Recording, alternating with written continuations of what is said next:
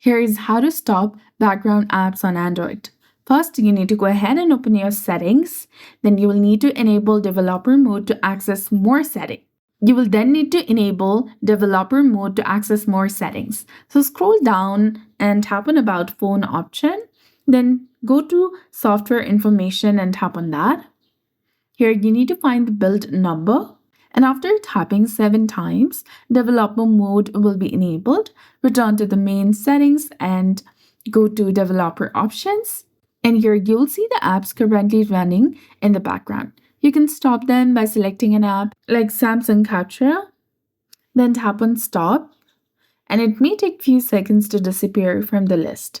Finally, go back to developer options menu and scroll down to the app section and locate background processes limit on developer options and tap on it. Then change the setting from standard to none.